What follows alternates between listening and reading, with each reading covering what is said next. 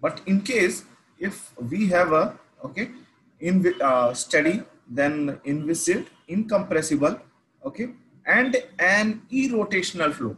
So this is the perfect ideal flow where the fluid flow is steady, incompressible, and irrotational. Okay, so the perfect ideal fluid flow, what will happen? The mechanical energy that is going to remain constant throughout the entire flow field. So we can say the Bernoulli's equation, it will be valid throughout the entire flow field if the flow is an ideal flow.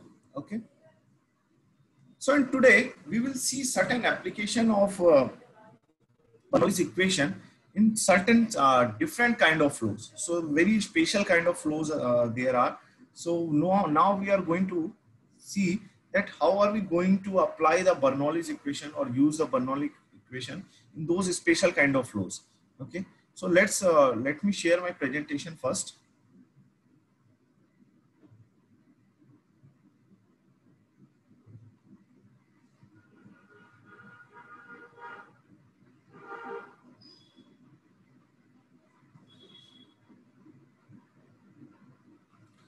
Okay, so is the presentation visible to all of you? Yes, sir. Yes, sir.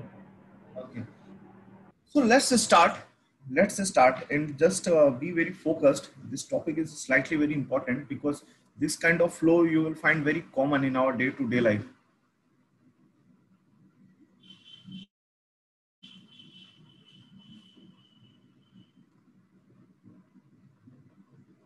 Okay, so first of all, today we are going to discuss about plane circular vortex flows. Okay, so first of all,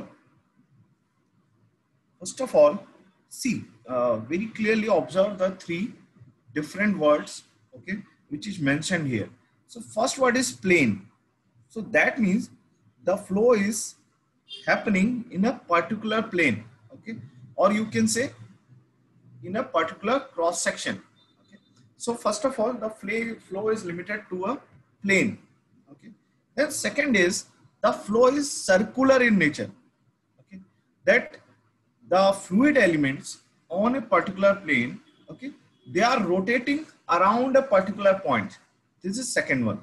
Then the next one is vortex. Okay, so such kind of circular flows, they are usually called as vortex flows.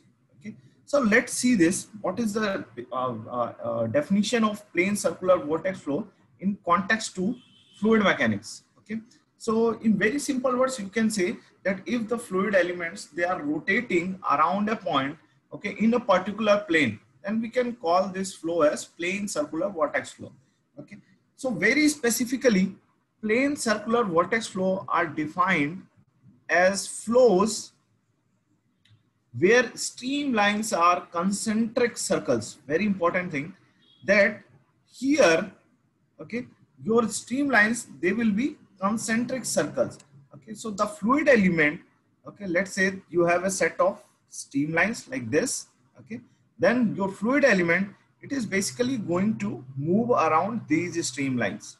Okay. Your fluid element, it is going to move along these streamlines. That will be there. That means there will be no motion in a direction normal to the streamline. Very important. So there will be a no motion. Okay, the fluid element, it will have zero velocity in the radial direction, or you can say in a direction perpendicular to the streamline. Very important thing. So radial direction or direction normal to streamline. So I will use these two terms interchangeably. So you have to just remember. So either I can say radial direction or I can say a direction which is normal to the streamline or perpendicular to the streamline. Okay. So this is a simple definition of a plane circular vortex flow. So here we simply define that the flows where the streamlines are concentric circles. Now coming to the velocity field. Okay. So if we take a polar coordinate system, so many times in mathematics, you might have read about this polar coordinate system. So right now, actually, I'm not going into very deep of this polar coordinate system. So I will explain you a little bit. So a polar coordinate system is basically described with respect to three coordinates. So what are those three coordinates? So first coordinate is, okay, is this radius r. Okay. So first coordinate is this r. Second coordinate is this theta. Okay. So this theta, which this radius vector, it is, let's say, making with the either with the horizontal or with the vertical. Okay. You can take in both the ways. So this is one aspect. Then the third coordinate will be your z coordinate. So in this case, since the motion is happening in a plane, so the z coordinate, it will always remain perpendicular to the, okay, perpendicular to this PowerPoint presentation, right? So now, basically, we call this coordinate system as cylindrical coordinate system. And a cylindrical coordinate system, basically, we use three coordinates, okay, to define the equation. So one is the coordinate r, then theta, then z. Okay. So based on this, okay, let me take a point here. So let us say I took a point here, point P. Okay. Now at this point, let me define two velocity components. So one velocity vector is VR. Okay. So what is VR? VR is the radial component of velocity vector. That means the velocity of the fluid element along the radius. Then V theta is the tangential velocity, okay, or the tangential component of velocity at point P. Okay, very important thing. Okay, so now here in a cylindrical coordinate system, the velocity field is given by these two coordinates, that is these two velocity coordinates, that is VR and V theta. So VR is the radial component of velocity and V theta is the tangential component of velocity. Okay, so this is very simple. No need to take it in a very complex way. You can take it as simply as a, let's say you have a racetrack, okay, and you have a car, okay, and your car is moving around this racetrack. Okay, so this situation is something similar to the one which I told here. Okay, so the car is moving around this racetrack around, let's say, a central point O. Then what is the tangential velocity? What is the radial velocity? All these factors, they come into picture. Okay, so now you have to just remember that for a polar coordinate system, if the flow is plane circular vortex flow, then the radial component of velocity VR will always be 0. Okay, so you have to keep this thing in your mind that the VR component, okay, will always be 0 if the flow is a plane circular vortex flow. But this V theta component, the tangential velocity component, it will not be 0. It will acquire certain value. Okay, so let's see what is the value of this V theta, or how this V theta, it is going to vary with respect to, let's say, radius, okay, or the angle theta, okay, in case of different kind of flows, okay, in case of different kind of, you can say, plane circular vortex flows. So now this plane circular vortex flow, again, it is divided into two parts. We will come to this. So one is free vortex, another is force vortex. Okay, so before going to that, before going to free and force vortex, let us discuss the continuity equation, okay, and the Bernoulli's equation in this case. Okay, so let's see this. So first of all, coming to the continuity equation in a polar coordinate system. See, the way you derive the continuity equation, okay, for a Cartesian coordinate system, UVW, in a similar way. Okay, if you remember there, when we derived the this continuity equation, then on one face, means we assume a parallelopipe like this. If you remember, then on one face I said that, okay, it is U delta U, this is U dy dz, and here it was U plus delta U by, okay, delta x into dx into dy dz. And then we actually subtracted these terms and we arranged these terms to reach the continuity equation. So in a similar way, okay, you can derive the continuity equation for a polar coordinate system as well. But can anyone guess that, okay, in a polar coordinate system, okay, what will be the shape of this element, the fluid element, which we used to consider while deriving this continuity equation? Can anyone guess? Sir, it would be circular. It will be circular, or you can say the fluid element for a polar coordinate system, it will not be a parallelepiped. It will be basically something like this. So I will give you a brief idea. The derivation is very simple. Okay, so it is similar to what we did for this parallelepiped. So it will be something like a curved element. Okay, so we take a actually curved fluid element. Okay, and we say, okay, this is, let's say, our R theta system. Okay, and here at an angle, so you can take it in a vertical direction as well, or let's say with the horizontal. Then we say that, okay, this fluid element, something like this fluid element, okay, it is subtending an angle of d theta at a origin O, and the radius of this fluid element with respect to this origin O is R.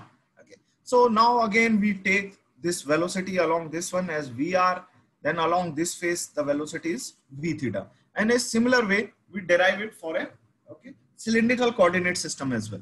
So now let me directly write down that, okay, what will be the continuity equation for a cylindrical or a polar coordinate system. So it will be simply delta VR by delta R plus VR divided by R plus 1 by R delta V theta by delta theta is equal to 0. Okay, so this will be the continuity equation for a plane circular vortex flow. Now remember, I said that for a plane circular vortex flow, this V theta, it is not going to be equal to 0, but your VR is equal to 0. Okay. So just put this VR equal to 0 into this continuity equation. So this term will be cancelling out, this term will be cancelling out. Okay, so the only term which you have now, that is equal to delta V theta by delta theta, that is equal to 0. Okay, so what does this indicates? So see, this is the partial differential of this tangential velocity v theta with respect to the angle theta is equal to 0. So what does it indicates? It simply indicates that this v theta, it will be a function of radius r only. Okay, that means v theta, okay, is independent of theta. Okay, but v theta is a function of radius r. Okay, so always keep this thing in mind. Okay, even though we are taking the tangential velocity, but this tangential velocity, it is independent of the angular inclination of the fluid element. It is dependent only upon the radius r. So this is the continuity equation. From continuity equation, we came to an important conclusion, which is this one. Now let's go to the Bernoulli's equation. What about Bernoulli's equation? Okay, so Bernoulli's equation, if you remember, it was initially derived, okay, for motion along a streamline. If you remember that we derived the Bernoulli's equation using the Euler equation of motion along a streamline. Motion along a streamline. Okay. So let's say if I consider that this plane circular vortex flow, okay, it is steady, incompressible and inviscid. Okay, and let's say if I consider 2 points, let's say point number 1, point number 2 on this streamlines. Okay. So these 2 points, point 1 and 2 on this streamline, then we know that the mechanical energy that is going to remain constant, okay, between these 2 points, right? But let's say if I take a third point here, point number 3. So for this case also, can we say this? That, okay, the mechanical energy, it will remain the same, okay, at point 3 also. Can we say this? No, sir, because as we change the streamline, the mechanical energy won't be constant. Okay, so the mechanical energy, there is a possibility that the mechanical energy at point 3, it will be different from the points 1 and 2. So that means now we are basically interested that, okay, what is going to happen in a direction normal to this streamline. So that means, let me define, if we take this as S vector, okay, along the streamline, and if we take this as N vector, okay, that is normal to the streamline. So along S vector, we already have some information, but till now we never discussed, okay, what is going to happen in a direction which is normal to the streamline. So in one of the session, actually, I remember that one of the students, he asked me this question that, okay, sir, why are we not considering the normal direction? So now we will be going to discuss about the, okay, normal direction as well. Now let's derive the equation of motion, okay, along a curved streamline. Very important thing. And here, always remember that we are interested, okay, in the direction normal to streamline.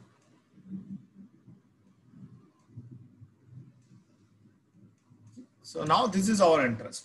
So let us derive this. Okay. So first of all, we are going to consider a two-dimensional motion. Okay. And this thing I always mention, of an inviscid and incompressible fluid. Okay.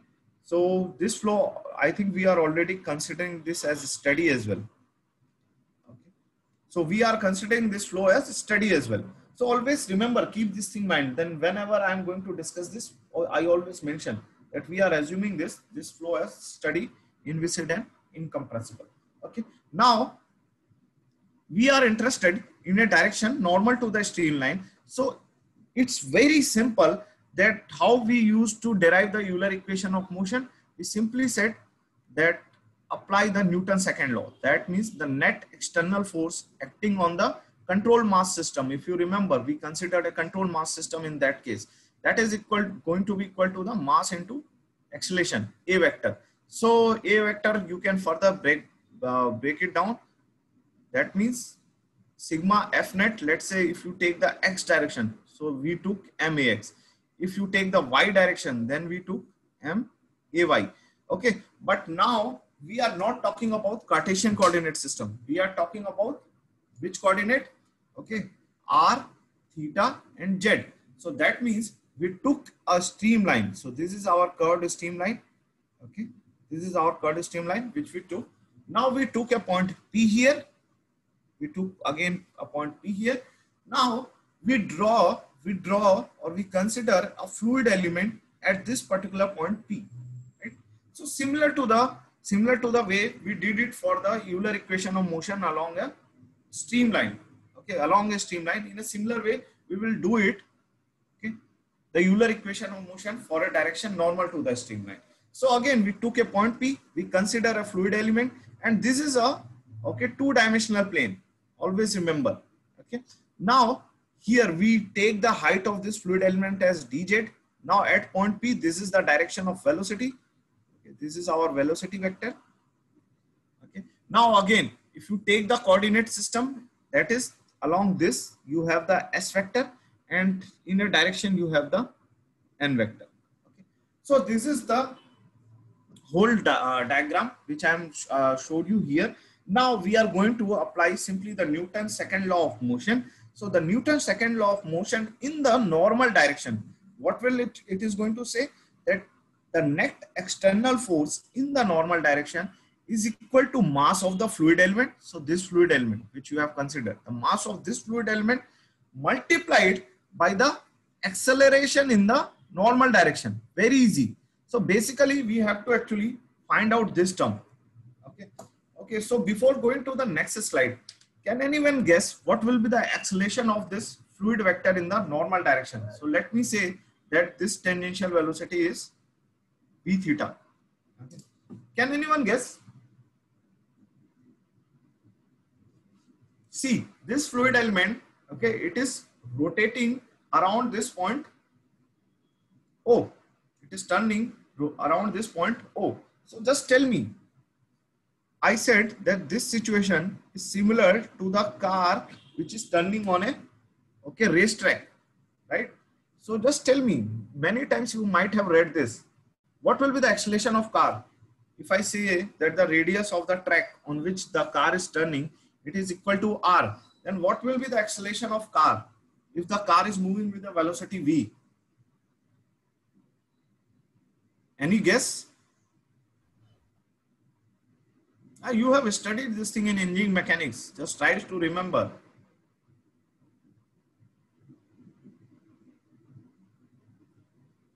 Anyone? Okay, anything which is coming to your mind, just let me know.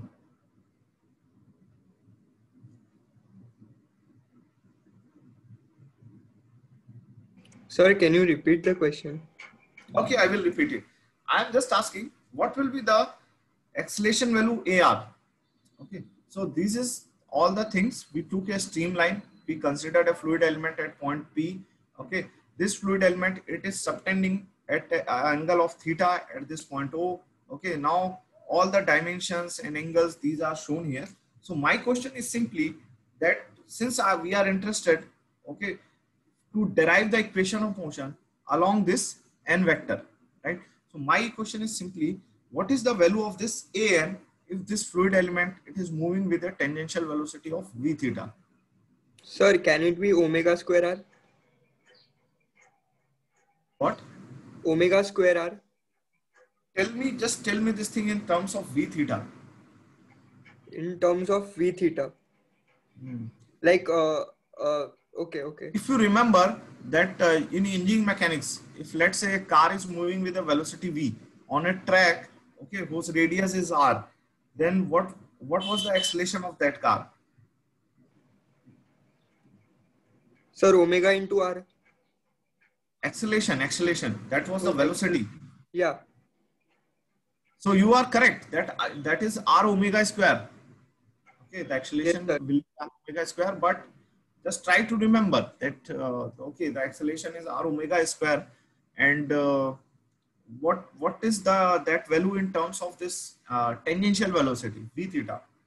Sir, v theta square by r. Very good. So it is simply v theta square by r.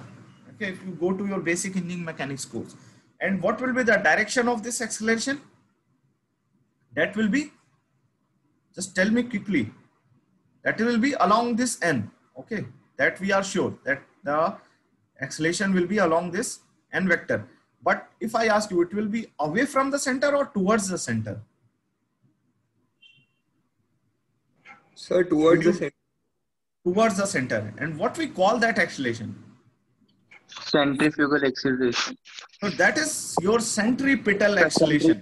Centripetal. Very easy. Okay, so if something, okay, if this fluid element is rotating around this point O, definitely it is going to experience some centrifugal force, right? Okay, and now this centrifugal force, it is going to create an acceleration of this fluid element in a direction, okay, in a direction normal to this streamline, that is along this n vector, and always this centripetal acceleration will be directed towards the center O. So now, okay, so this is fine. Now let me just tell me, okay, now we know the right hand side term. This will be what? Simply m multiplied by v theta square by r. So m is nothing, we can take it rho. Okay, so let's say if we say the surface area, something like dA, ds. So that is fine, we will come to that. But just tell me, what will be this force on this side, this one? Sigma F net. Can anyone guess? So let's say, let me take this. So I am taking, let's say, the pressure on this side as P. Okay. So the pressure on this face of the element is P. Okay. So just tell me, what will be the first net surface force in this direction?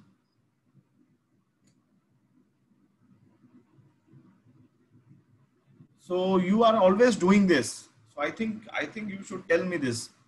So what will be the net surface force along the n direction? What we did when we were going to derive the Euler equation along the s direction? Anyone remember? When we derived the Euler equation around the s direction. So you remember on one face we took the pressure P, and what was the pressure on the next face? Sir, del P plus del P by del X into dx. Yeah, very good. So in a similar way here, what will be the surface force? See, it's very easy. So again, the surface force will be simply, okay, this one.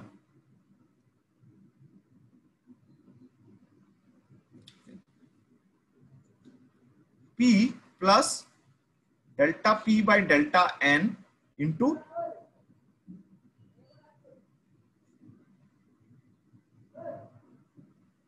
dN, correct? So nothing else. The surface force will be simply del P plus delta P by delta N into dN. Since we are talking about, okay, we are talking about the forces along the N direction.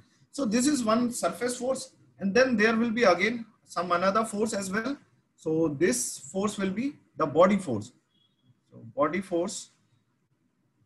So I'm not going into very detail of this one. So this thing I think you all are now aware how to derive. So if you remember that this thing, if you remember that the right hand and left hand side, on the left hand side we took usually the velocity or acceleration term, and on the right hand side we used to take the, okay, the forces per unit mass. So now it will be simply on one side P plus delta P by delta N, then minus something delta P by, okay, minus P multiplied by something dA, or here it will be dA. Then now you are taking per unit mass, you are talking about per unit mass, so it will be rho dA dN. Okay, so something like this. This will be the surface force. These are going to cancel out, and finally you will have this term. Then again you have the body force. So the body force is simply G cos theta. So I'm not going to discuss this thing very too much detail. So again you can take, let's say here, okay, so this is your angle theta. Again this will be your angle theta. So if this surface area is dA, okay, and the length of, let's say, this element in this direction is, I am considering dN. Okay, so you can now calculate the body force as well. So that is rho G dA into dN. Okay. Now the component of this body force along this will be rho G dA dN into cos theta. Okay, so it's very easy. Now finally let me tell you the net force in the normal direction. We simply get this minus 1 by rho delta P by delta N minus G cos theta. Okay, and finally we have this equation. That means we combine this acceleration first of all, which is nothing, v square, which is minus v square by r basically, because it is directed towards the center. So this is minus v square by r. Then this is your third equation, and you have the first equation like this. So combining all these three equations, finally we have the equation of motion along normal to the streamline like this. Okay, so this is simply v square by r, or you can call this as v theta square by r as well. Okay, so that is v theta square by r, that is equal to 1 by rho delta P by delta N plus d cos theta. So if you remember the difference between these two equations, okay, so let me mention the difference. There is not much difference. If you remember, along the streamline, what was the equation? It was, can anyone tell me what was the Euler equation of motion along the streamline? It was v delta v by delta s, and then minus 1 by rho delta P by delta s. Okay, plus I think this was the equation, G cos theta, something like this. Okay, or G simply we took here what, dz by ds. I think this was also minus, right? So here the only difference is that on the right hand side you will have all the positive terms. Why? Because here the velocity vector, it is directed towards the center. So that means we generally take this acceleration a n s minus v theta square by r. So what is the change here? Okay, so the only change, okay, the only major change that is happening here, that is on the left hand side. So on the left hand side, now your velocity term will be simply v theta square by r, or when we derived it along the streamline, then the left hand side was V delta V by delta S. But here the left hand side will be simply V theta square by R. So this is the only difference, nothing else. All other body forces, surface forces, they all remain the same. Okay. So now this is the equation of motion along a direction normal to the streamline. Now let's go to the Bernoulli's equation. Let's go to the Bernoulli's equation, or simply now let me tell you that I am interested to calculate the mechanical energy, okay, along the n vector. So first of all, take a brief pause at this moment. First of all, is this clear to all of you? Any doubt here till now? So is this clear how we derived the Euler equation of motion along a direction normal to the streamline?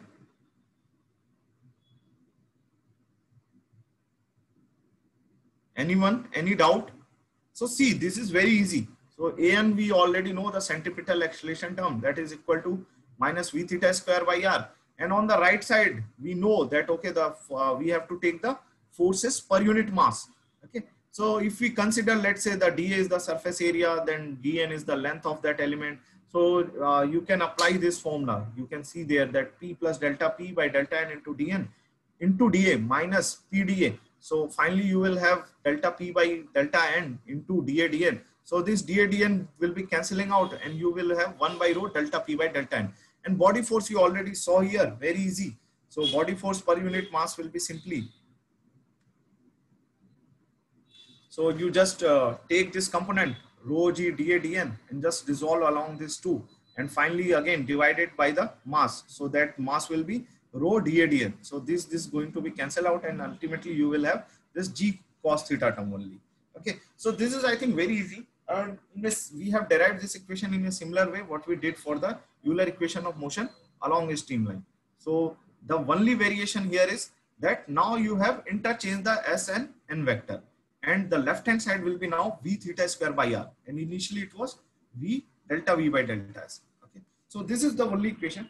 Now let me take you to the Bernoulli's equation of motion. So now I am interested to see the variation of mechanical energy, okay, total mechanical energy along the n vector. So now let's see this. So first of all, we know that if we are going to move along a streamline, then we already know that this mechanical energy, it is going to remain constant. Okay. So that means if I simply put delta H by delta S, then what should be the value? Just tell me quickly. See, this is my S vector. This is my N. Just quickly tell me that I am saying the mechanical energy, okay, that is going to remain constant along a streamline. So H is equal to P by rho G plus V square by 2G plus Z. Now I am simply saying that this is going to be, H is your constant if we move along a streamline. So that means that delta H by delta S, it should be equal to 0. Will be 0 simply. But can we say the same thing, okay, for delta H by delta N? No, sir. No, okay. sir. So very good. So this should not be equal to 0. It will have some value. So let's see this. Let's see this. So now what we should do, okay, if we are going to find out the variation of energy along the normal direction, then can anyone tell me what should we do first? How can we find out that, okay, this will be the variation of energy along the n direction? So if we have to observe the variation of let's say this energy head along the S direction, then what we simply do, delta H by delta S. Now if you have to observe the variation of total head, or you can say the energy per unit weight along the n direction, then what you should do? You should simply differentiate it with respect to what? With respect to? It's very easy. Now you have to simply differentiate it with respect to this n. Okay, we are going to observe the variation along the n direction. So now let's go to this. Now differentiating with respect to n, what we get, let's see. So again, delta H by delta n. Now if you differentiate this, then this will be simply P by rho g. So let's say if we consider the fluid as incompressible, then it will be simply 1 by rho g. It will be outside, and this delta P by delta n. Okay. Now this will be simply 2V by 2G, okay, multiplied by delta V by delta N. So 2 will be cancelling out. So it will be simply V by G, okay, multiplied by delta V by delta N. And finally, in the end, you have this Z term. So this Z will be nothing. This Z will be delta Z by delta N. Okay. So now this is the, let me call this as equation 4. So this equation is basically representing the variation of energy head along the n direction. Okay. Now what you have to do, you have to simply take this delta P by delta N from this equation. Okay. So from this equation, take the value of delta P by delta N and just put this into this equation. Okay. So after doing this, finally you will observe that this is delta H by delta N is equal to V by G, delta V by delta N. Now here you are putting the value of 1 by rho delta P by delta N. Okay, so it will be simply V theta square by R minus G cos theta. Now take this value, put it here. Finally you will get it that V square divided by, or V theta square divided by GR plus delta Z by delta N minus cos theta. Okay, so if we go to this diagram, then we can easily see that cos theta will be equal to delta Z by delta N, or you can say dZ by dN. Now this cos theta and this term, they are going to cancel out, and finally you will have this equation that delta H by delta N, that is equal to V by G. Okay, in bracket you have delta V by delta N plus V by R. Okay, very important.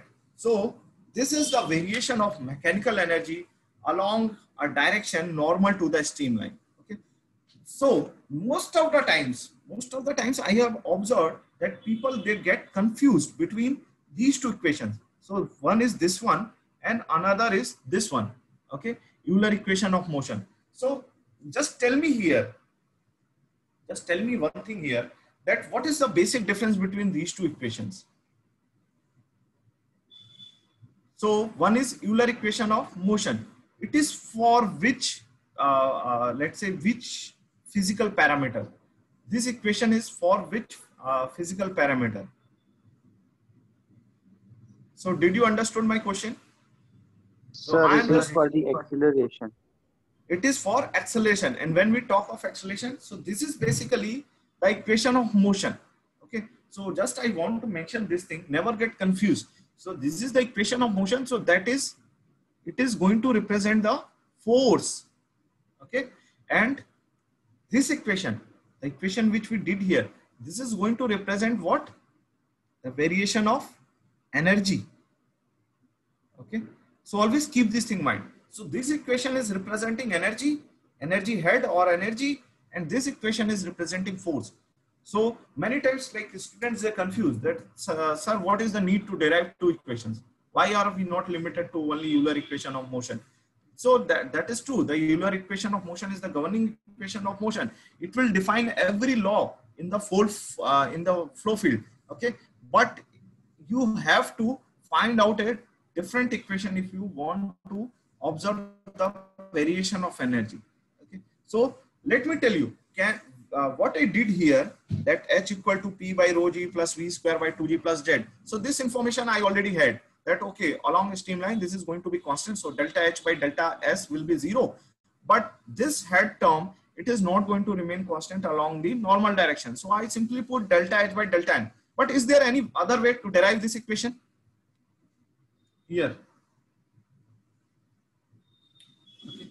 So this is energy head. Okay. But let me ask you, is there any way, any other way, if I want to observe the variation of energy? how did we derive the Bernoulli's equation? Anyone remember? We took the Euler equation of motion along the streamline, and after that what we did?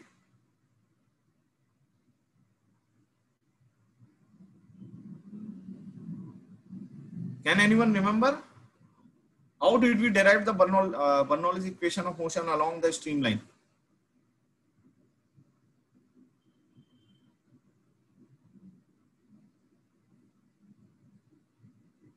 अरे क्या किया था? Sir, after writing the equation, we integrated that. With respect to what? With respect to S Yeah. or N? So we just integrated it with respect to ds. So the same thing you can do here as well. Okay. So just try this yourself, right? So the same thing you can do here as well. You can simply take dn and integrate this whole term with respect to dn. Okay. So this is one another way to find out the variation of, let's say, mechanical energy along a direction normal to the streamline. So what I did here, I simply take it that, okay, H is equal to P by rho G plus V square by 2G plus Z. Okay. So always remember that basically the Bernoulli's equation, okay, this Bernoulli's equation, okay, this is true valid only for a direction along the streamline. So we will simply say that delta H by delta is equal to 0. But if we have to observe the variation of total energy, okay, if we have to observe the variation of total energy along a direction normal to the streamline, then we simply differentiate this with respect to n. Okay. So always remember, so though I have mentioned this, that Bernoulli's equation in a direction normal to the streamline, okay, but always remember that this is not your Bernoulli's equation. Let me correct this then, otherwise we will get confused. So this is not your Bernoulli's equation.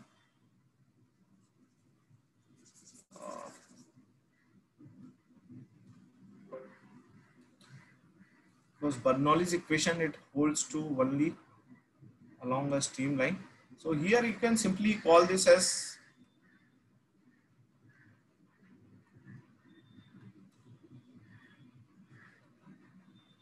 I think better you should simply call this as energy equation so that you don't get confused. Okay. So energy equation in a direction normal to the streamline for a steady, inviscid and incompressible fluid. Okay. So now this is the three derivations which we did.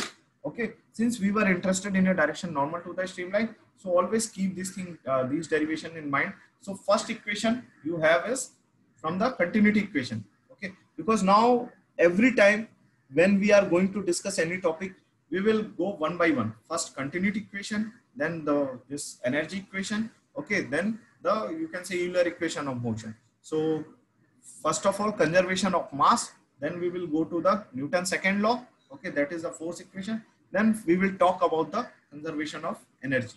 Okay, always remember this. So now this equation gave us that, okay, V theta is a function of R only. Then finally we came to this equation. This equation you have to remember.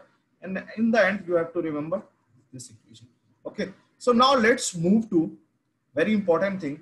Okay. So along the radius, you can simply write down. Okay. You can simply replace this n by r. So you can now write down in this way as well. Okay. It is simply dh by dr is equal to v theta by g. Then in bracket dv theta by dr plus v theta by r. So nothing, since you are just talking about along the radius. Okay. R vector, that means this one. Okay. So you can simply replace this n by r and you can write down into this form. Okay. So one equation is this one. So these three equations you have to remember. Okay.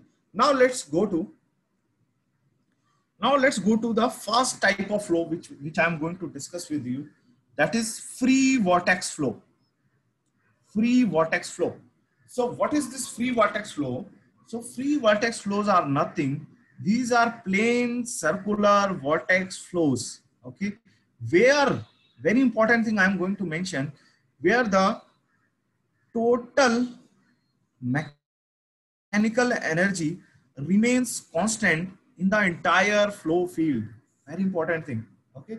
So this is the plain circular vortex flow, okay, where the total mechanical energy it remains constant in the entire flow field is called as free vortex flow. Very important thing. Okay, this is very important type of flow. You will find out in your day-to-day life. Every day you will observe these kind of flows.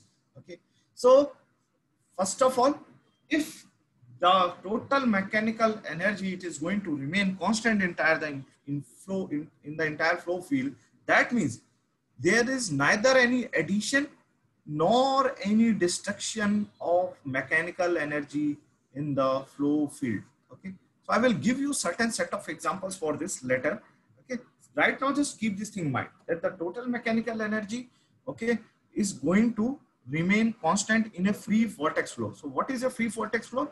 The free vortex flow, it is a type of flow where the streamlines are concentric circles and the total mechanical energy, it remains constant along the streamline as well as in a direction normal to the streamline.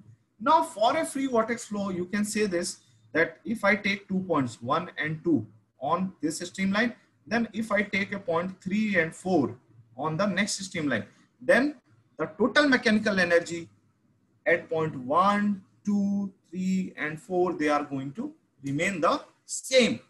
Okay, so this is the kind of flow which is called as free vortex flow. And why it is called as plane circular vortex flow? Because the motion is happening in a plane, and in that plane all the streamlines are concentric circles. That means the fluid element at a particular point, it is moving around it is rotating around a point O. Okay. So another important thing, that there will be neither any addition nor any destruction of mechanical energy in the flow field. Okay, so the total mechanical energy, very obvious, it is not going to vary from streamline to streamline. So now let me first discuss then the continuity equation, energy equation and the Euler equation in this case. Okay, so first of all, let me talk about this velocity field. So in this case, the H is constant. Okay, H is constant, then we can say dH by dr is equal to 0. So now we already know the velocity field, one component Vr, it is always going to be 0, and this V theta is a function of R. So now we are interested actually to find out this V theta. So to find out this V theta, we will take this H. So this H is constant. Now we know that this H is going to remain constant along the radius as well. So for that, this dH by dr, it should be equal to 0. So now if dH by dr is equal to 0, then you remember that we derived actually this equation, that along the radius, this dH by dr is given by V theta by G, dV theta by dr plus V theta by R. So we will simply put this here.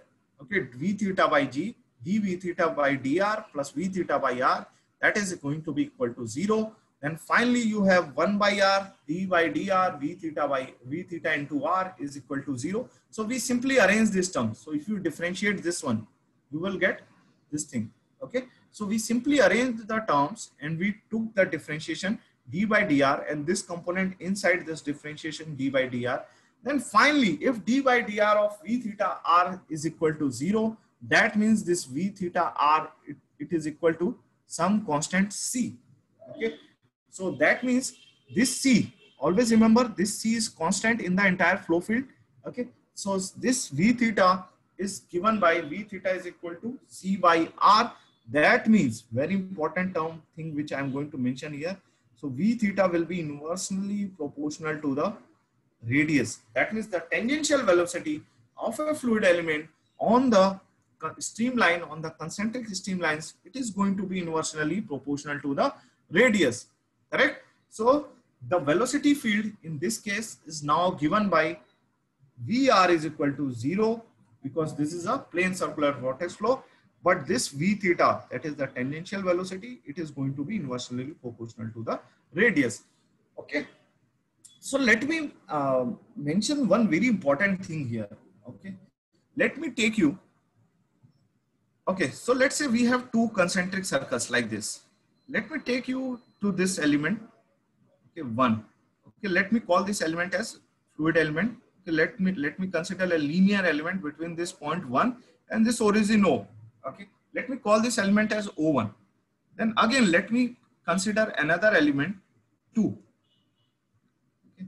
let me consider another element, that is element O2.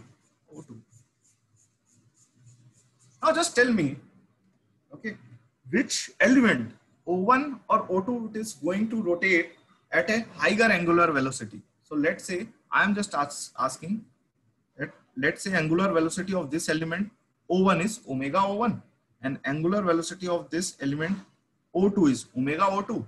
Then which is greater? Omega O1 is greater than omega O2 or omega O2 is greater than omega O1? Just tell me this thing. Omega O2 will be greater than O1. O2 will be greater than O1. Just O1 will be greater than O1 will be greater. Sorry. Okay. So O1 will be greater because we already know that V theta is what? V theta is nothing. V theta is simply R omega. Okay. So you just put this here, R omega, then omega is actually inversely proportional to the radius. That means a fluid element, okay, which is located close to the center, okay, or where we can say the radius, okay, around which this fluid element is turning, if it is small, then the angular velocity will be higher. So that means omega 1 will be greater than omega O2. Now just imagine in many vortex flows. So just think about this, that if you observe that when, let's say the water, it is draining through the hole in the wash basin. So you might have observed, if you see it very closely, you will find that the fluid elements, or let's say the water, it is moving with a very high angular rotation, okay, when you are close to the radius. But when you observe the water which is far from the radius, you will observe, you can very easily observe that, okay, the angular velocity is not that much high. Okay, so see here, the reason for this is simply that since in a free vortex flow, this V theta is inversely proportional to the radius. Okay, let me give you one more example. In a tornado, okay, if you observe in a tornado, you will find the angular velocity, okay, or the fluid elements that are moving with a very high angular as well as tangential velocity in the at the center of tornado. Okay, so that's why you observe that if, let's say, you got trapped into a tornado in the outside layer of a tornado, okay, then there are chances that you can escape. But once you shifted towards the center of a tornado, then nobody can save you. Okay, because they are that rotation is going to happen at a very high velocity. Okay, and let's say the tornadoes are also different. If you, let's say, see the tornado in the air, okay, and if you see a tornado in the water, so the direction in which you are going to move, that means if you enter into a tornado which is in, let's say, in the air or on the earth's surface, you can say, then you are going to move in the upward direction. Okay, and if you encounter a tornado in the water, then you are going to move in the downward direction. Okay, so that depends, like what is the direction of rotation of fluid element. Okay, it is rotating clockwise or anti-clockwise. So this is one thing. Now let me mention one more important term which we use while discussing this plane circular vortex flow. So this term is actually called as vorticity. So vorticity, if you simply define this, then this is, if you remember that last time we discussed that curl of V vector. So this is nothing. This is 2 times of delta cross V vector. That is in a Cartesian coordinate system. Okay. So if you take a polar coordinate system or a cylindrical coordinate system, then this vorticity, okay, you just remember the equation that this vorticity is given by delta V theta by delta R minus 1 by R delta VR by delta theta plus V theta by R. Okay.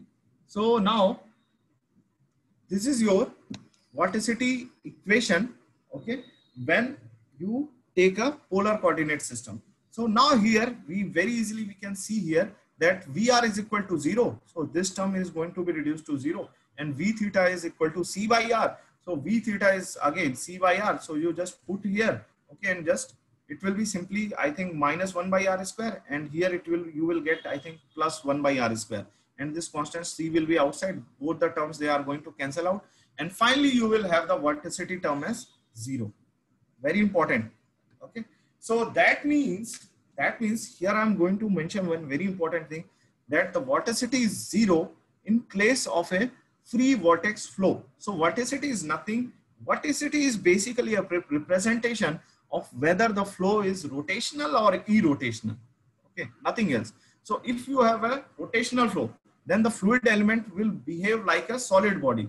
And if you have a irrotational flow, that means your fluid element is going to deform. It is not going to behave as a solid body. Okay, so this is the primary difference between, let's say, irrotational and rotational flow. So now let me take you to this, that vorticity is 0 in case of a free vortex flow. That means we conclude that a free vortex flow is irrotational in nature. Okay, now if you remember, I said to you that if a flow is irrotational, then the total mechanical energy, it remains constant in the entire flow field. Okay, so now here a very important thing, we came to a very important conclusion, that whenever you have a free vortex flow, always remember that free vortex flow, it will be irrotational in nature. It will, and that irrotationality, it will be inherent property of that free vortex flow. Inherent means that it is a direct consequence of the corollary that we have, that the total mechanical energy in the entire flow field can remain constant only when the flow is irrotational in nature. Okay, so I hope this is clear to all of you. Now let's move to this very important thing. Okay, you have to remember this one, that though all these equations, they hold valid at a distance, okay, at let's say r from the center of this flow field. But what happens when this r tend to 0? Very important. Then this v theta is tending to infinity. Okay, so r is tending to 0.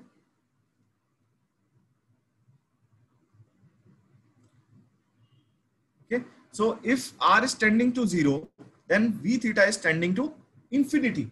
Okay, so now that means that if you let's say, I showed you in one video that if we drop a matchstick at the center, okay, so that is going to rotate at a very high speed. So that means this v theta is equal to c by r. What is it indicating? It is simply indicating that this v theta is tending to infinity. That means the fluid element at the center of free vortex flow, it is going to rotate at a very, very high velocity. So ideally, always remember that this equation is an ideal equation. So somebody just texted me that, sir, it cannot be greater than the speed of light. That is true. So who is saying that the velocity will be greater than the, let's say, speed of light? It will be simply, equation is an ideal equation. So it will simply happen that the fluid element at the center, it will rotate at a very high velocity. It's going to turn at a very high velocity. But in actual situation, how to assume this or how to predict this situation? So in actual situations, what will happen as you move towards the center? Okay, so we know that in the center, the space which we have, it's very confined. That means the fluid elements that are going to move in a very confined space at the center. That means if they are moving in such a confined space, then there will be always friction between the fluid layers. Okay, so in actual situations, you can imagine this situation in this way, that in a real fluid, what will happen? The friction, it's going to dominate the motion of fluid at the center. Okay, and then due to this friction, what will happen? The shear forces will arrive. Okay, they will appear at the center, and the fluid in this region is then going to rotate as a solid body.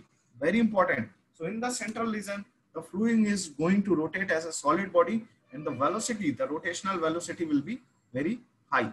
Okay, so that means if you observe that the behavior at the center, it is contradicting this behavior. Okay, that is irrotationality, because here I said the fluid is not going to rotate as a solid body.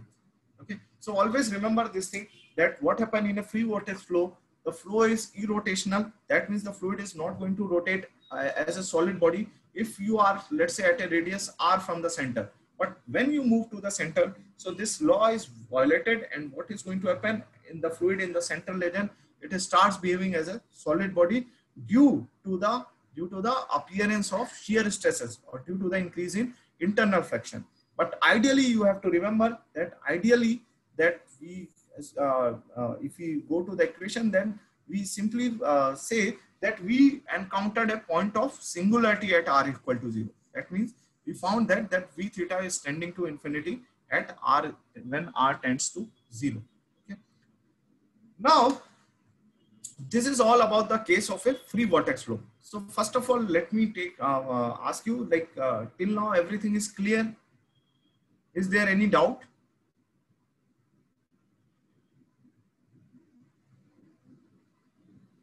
Is there any doubt? Anything?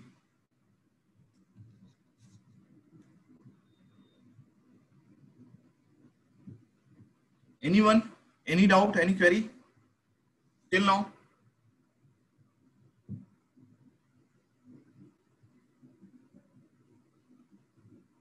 So shall I move it? Okay. So let me take then the next topic, that is called as forced vortex flow. Okay. So first of all, just tell me here. Okay. Oh, I think there is one more topic. Okay.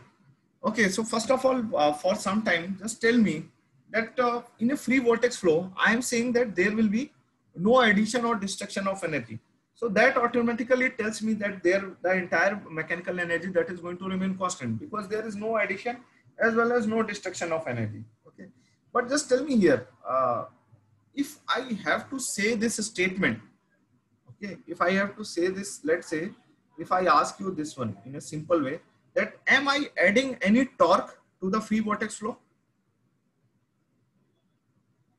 No, sir. Very good. Okay. So that means in a free vortex flow, we are not going to provide any torque from outside. Okay. Because since we are talking about, let's say, angular motion, then definitely this energy better if we talk in terms of torque also. That means we are not providing any external torque to rotate the fluid elements. Okay. Very important. So now let me take you to another this thing that is also very important. So what is the pressure distribution in a free vortex flow? Okay. So for pressure distribution in a free vortex flow, you have two routes. Either you can derive it through the Euler equation of motion, and the second is either you can derive it through the this delta H by delta N term as well. Okay. So either you follow the energy equation, or you can follow, let's say, the Euler equation of motion. So let me take you. Now we are actually interested in deriving the pressure difference between 2 points along the radius vector. Okay. So the pressure difference between 2 points along the streamline, that is along the S vector. Okay. So this thing we have already discussed many a times. Okay. Along the S vector, we have V delta V by delta S equal to delta P by delta S. So the pressure difference there, you can easily find out from that equation. But now we are interested in, let's say, this direction. So now we will take this Euler equation of motion normal to the streamline, which is 1 by rho delta P by delta N plus G cos theta is equal to V theta square by R. Okay. So if the normal N is along the radius vector, then we can simply write down this one as 1 by rho dP by dr plus G cos theta is equal to V theta square by R. Okay. Now just multiply this term with dr and integrate it, nothing else. So we are just going to multiply this term with dr, and we are just going to integrate this thing. So ultimately, see, we are converting this force equation into energy equation only. Okay. So that means you can find out this pressure difference using the Bernoulli's, using the energy equation as well. Okay.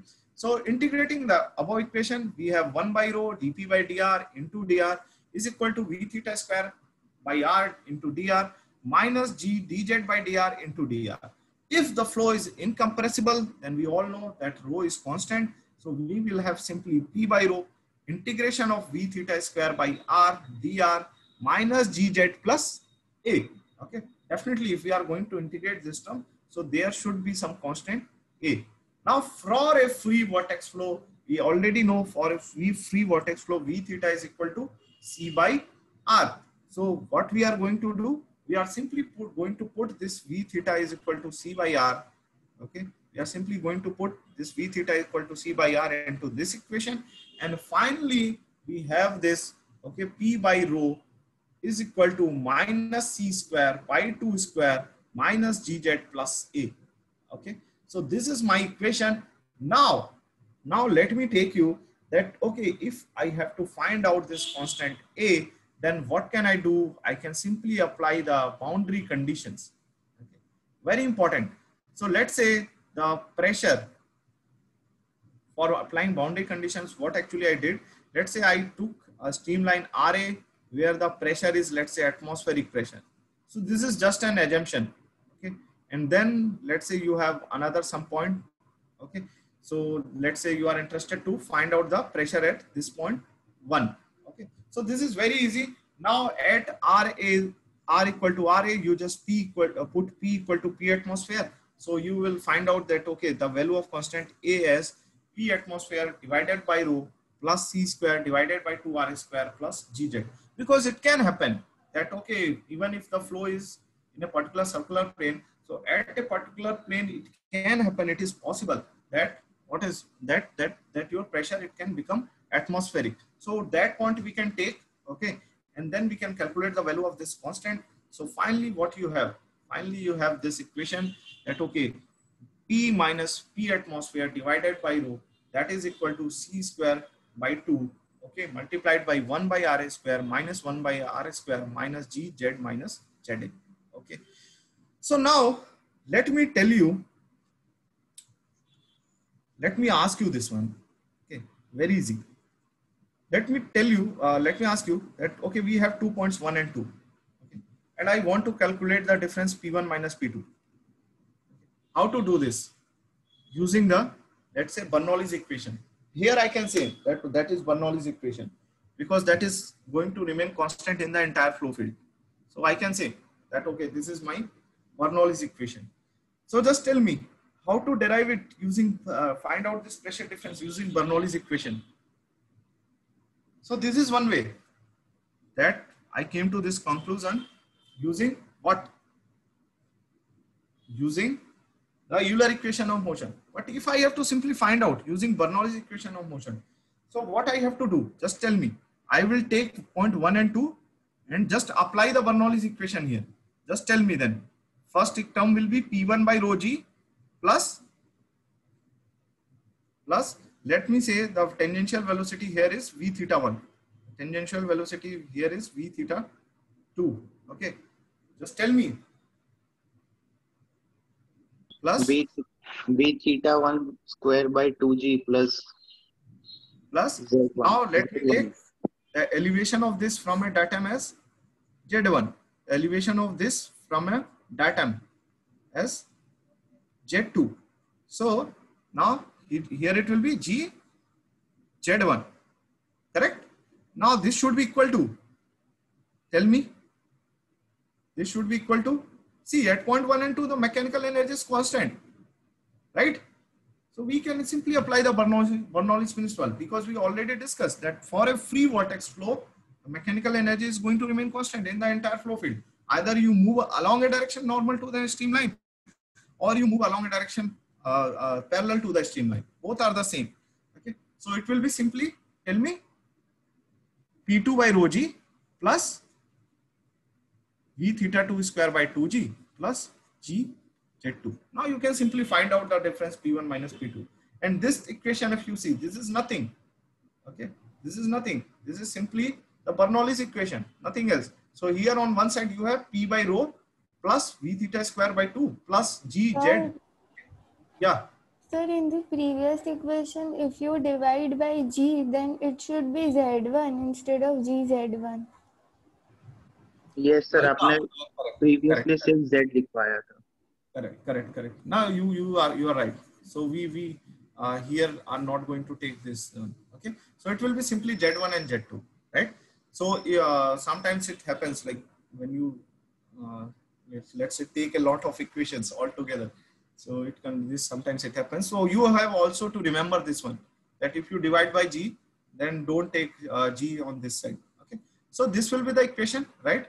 So if you go to this equation is also nothing. this equation is that you have taken, okay, only thing you have said that, okay, at one point, let's say at point 1, I said that the pressure is atmospheric, nothing. Okay, and you simply derived this equation. Okay, so I hope this is clear to all of you. Now, there are certain points which you have to note for a free vortex flow. Okay, so first of all, in a free vortex flow, the total mechanical energy remains constant. So this is one point which I am repeating again and again. That means there is neither energy inflow from an outside source nor any dissipation of energy within the flow. That is, neither the energy is going to be dissipated or nor the energy is going to be, okay, supplied to this flow field from outside source. Okay, so the fluid it is going to rotate by virtue of some rotation previously imparted to it, and or because of some internal action. Okay, so this is very important. This is very important. So in Newton's law, let's say many times, this is a kind of physics. So many people can argue that, sir, if there is no external force, then how did we actually provide the motion? So this is something similar to the situation for Newton's second law of motion, when we say that, okay, if you let's say drop a block of object on a frictionless surface, okay, then we say that, okay, that object, it is going to move. Okay, it is going to move with, let's say, some constant velocity on that frictionless surface. Okay, so but many times people argue this. Okay, so then from where we actually gave this thing the initial motion or something like that, because without that it is not possible. So always remember that it happens, let's say, at time t equal to 0. Okay, so I don't know that whether this time was 1 hour ago, or this time was 2 hours ago, or it was 10 years ago. So at some time the fluid was moving. Okay, now what is going to happen? That fluid it is continuing that motion. It is continuing that motion even after 10 years. So we don't care what happened, like let's say before 10 years or before 1 hour, 2 hours. But we observe the present situation. In the present situation, okay, we see that, okay, the fluid, it is turning without any, let's say, external source, or even if we are not providing any energy from outside, right? So let's say in a fluid flow, in a free vortex flow, the only energy that are in interaction, one is the pressure energy, another is the kinetic energy, and third is the potential energy, which is due to gravity. Okay, so these three energies are interacting with each other, and these three energies, okay, they are actually rotating this fluid. They are rotating the liquid, or let's say water, whatever you have. Okay, but we are not giving any energy from outside. Okay, so this is very interesting situation in Newton's law. So many times in Newton's law, people say that the external, let's say, the acceleration or deceleration, it is caused by the presence of external forces. Okay, but if you study in very depth, okay, then actually you will find out it is the absence of external forces, okay, which actually produces acceleration or deceleration. So let's say I will give you a simple example, that let's say an object is moving on a frictionless surface, and suddenly what happened, I came and I stopped the motion of that object. So that object was moving with some constant velocity on that frictionless surface, and I stopped the motion of that object, and because of that, what happened, the object, it decelerated. Okay, so basically the absence of external forces it causes motion. Okay, and the presence of external forces, it will cause acceleration or deceleration. Very important thing. Many times people think like this in the, this Newton's second law in this way. They think that the presence of external forces is causing motion. The presence of external forces, it is causing acceleration or deceleration. Always remember, the presence of external forces, it is causing only acceleration or deceleration, but it is not causing any motion of the body. It is not responsible for the motion of the body. So the motion of the body, okay, it is already there. So let's say, let me give you a very simple example. I am moving with a constant velocity on a bike. Okay, suddenly what happened? Suddenly, and let's say a bump came on the road, and then what I did, I actually slowed down my bike. So to slow down my bike, I applied brakes. So brakes is an external medium. Okay, So this brake, what it did, it caused some of the energy of my vehicle to dissipate. Okay, and it bring my vehicle to stop. That means the external force, it caused deceleration of my bike. But if somebody says that, okay, this external force caused motion in your bike, then that is not true. I was already moving with a constant velocity. So these things, these things, some conceptions are there, which even you have to clear about Newton's second law as well. Because many times people read this Newton's second law, but still there are many things to understand there as well. Okay. So let me then deviate from Newton's second law and come to this. So some examples of free vortex flow. You have whirlpool in a river. Okay. Then you have flow of liquid through the hole in wash basin. Then flow in a centrifugal from just outside the impeller. So this is something typical. I think better not to go into this, because in a centrifugal pump, I will give you only a brief idea that the fluid actually comes at the center and it moves around the periphery of blades. So in a centrifugal pump, you have blades. So it moves around the periphery. When it leaves the periphery, so here actually vortex flow, like these kind of vortices are created. Okay. So generally we call this as swirl also. Okay. So some type of vortex is created just outside when the fluid is going to leave the impeller blades. Okay. So actually this becomes very important when you discuss the impeller thing. So that's why they have mentioned it here as well. So now let me stop here then for a free vortex flow, and let me take you through a small video to understand this thing. Okay, let's just visualize that. Okay, how does a free vortex flow it actually looks.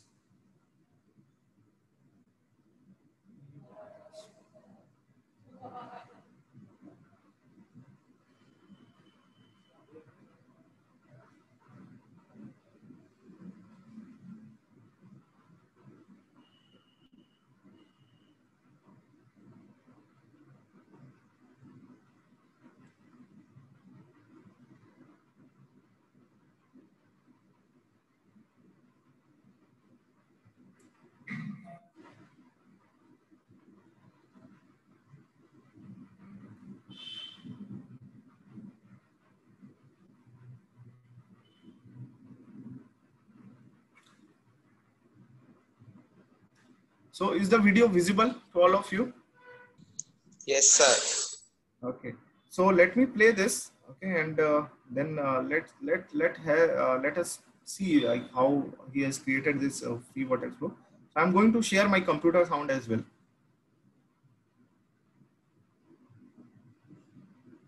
Using this, taking out his bite. I'm going to pick the largest one for this one and slot this in to the center, just like so. Make sure it's tightly in. And then before switching the pump on, you have to make sure that the control valve is fully closed. The way you know that is by turning it clockwise and making sure it's tight, making sure the red marker is inside. Once it's all the way closed, switch on the pump switch and start turning this anti-clockwise.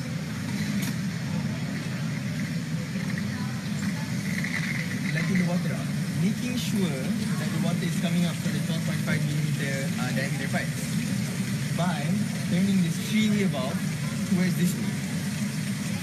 Now, you're going to want to have someone to control the control valve, making sure that the water is at a consistent level, a constant level. You're going to want to, if it's going too slowly, you're going to want to set it around, anti-clockwise, bring it up. And if it's going too fast, you want to spin it clockwise to bring it down. Okay? So we'll just wait it out until it's about this level. It must be higher than the pipes. That's a must. Now, once you see that the vortex shape is shaping up, pick this device up. It's called the profile measuring gauge. Alright? And the point of this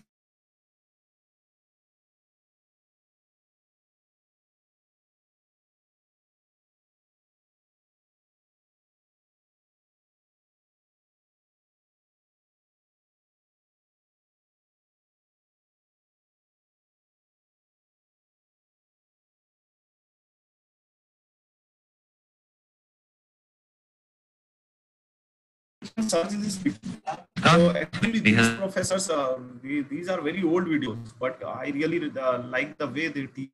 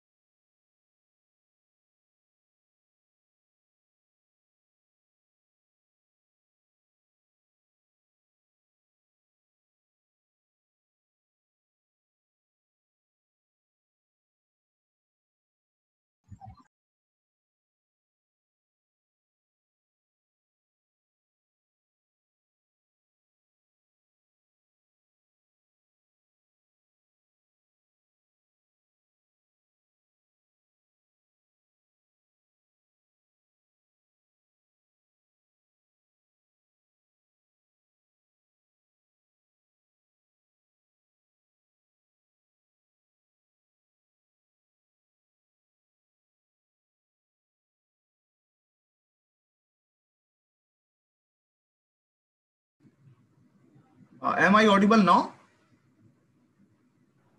Yes, sir. I'm sorry, in between something happened. Okay, so I would suggest, like I just showed you two videos, so just go through those videos. So these teachers were actually very fantastic teachers. So these videos are quite old, but the way they teach is very excellent. So definitely we will get benefited from these things. Okay, so let me then end this meeting. So anything which you want to ask? Sir, what is the deadline of assignment 3? So okay, so let me discuss in the next session. Okay, so I think today we have only 5 minutes.